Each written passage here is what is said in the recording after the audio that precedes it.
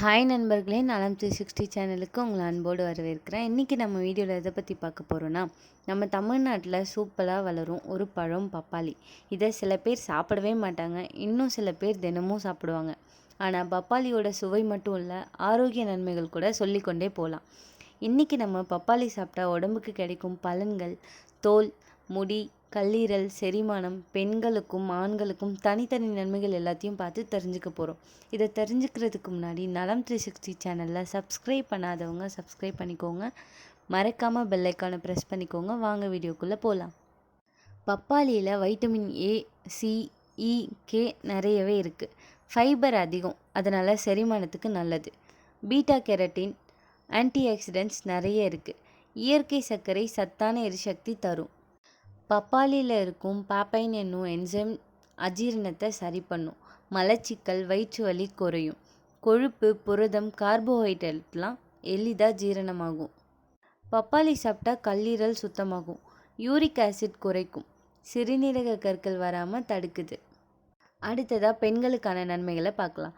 மாதவிடாய் சுழற்சி ஒழுங்காகும். ஹார்மோன் பிரச்சனைகள் குறைக்கும். கர்ப்பிணி பெண்கள் சாப்பிடக்கூடாது, கருக்கலைப்பு அபாயம் அதிகமாக இருக்குது. பிரசவத்திற்கு பின் உடல் பலம் மீண்டும் பெற இது ரொம்பவே உதவுது. அடுத்ததாக ஆண்கள் என்னெல்லாம் நன்மை இருக்குன்னு பார்க்கலாம். இனப்பெருக்க திறன் அதிகரிக்கும். ஸ்பெர்ம் குவாலிட்டி மேம்படுத்தும். உடல் சக்தி, பாலியல் ஆரோக்கியம் அதிகரிக்கும்.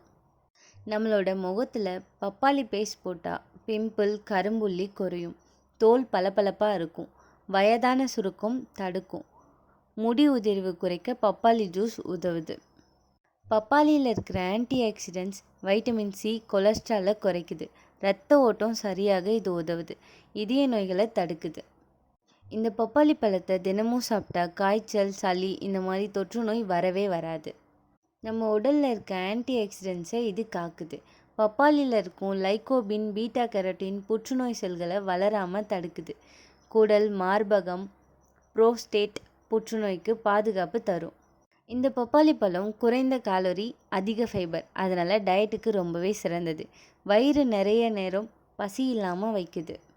இந்த பப்பாளி மட்டும்தான் இவ்வளோ நன்மை தருதுன்னு பார்த்தா, இந்த பப்பாளியோட விதை கூட நிறைய நல்லது தருதுங்க நமக்கு.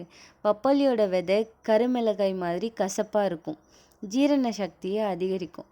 குடலில் இருக்கும் புழுக்களை இதை அழிக்குது. கருவுறாமை பிரச்சனைக்கு சிகிச்சை மாதிரி சில நாடுகளில் இதை பயன்படுத்துகிறாங்க. பார்த்தீங்களா, நம்மலாம் வேஸ்ட்டுன்னு தூக்கி போகிற அந்த சின்ன விதையில் எவ்வளோ நல்லது இருக்குன்னு. காலையில் வெறும் வயிற்றில் இந்த பப்பாளியை சாப்பிடலாம். அதுவும் அளவுக்கு மீறாமல். பால், தயிரோடு சேர்ந்து சாப்பிடக்கூடாது. கர்ப்பிணி பெண்கள் அறவே தவிர்க்கணும். டயபெட்டிஸ் உள்ளவங்க குறைவாக சாப்பிடலாம். பார்த்தீங்களா, சின்னதாக தோன்ற பப்பாளி நம்ம உடம்புக்கு எவ்வளோ பெரிய மருந்து மாதிரி வேலை செய்யுதுன்னு.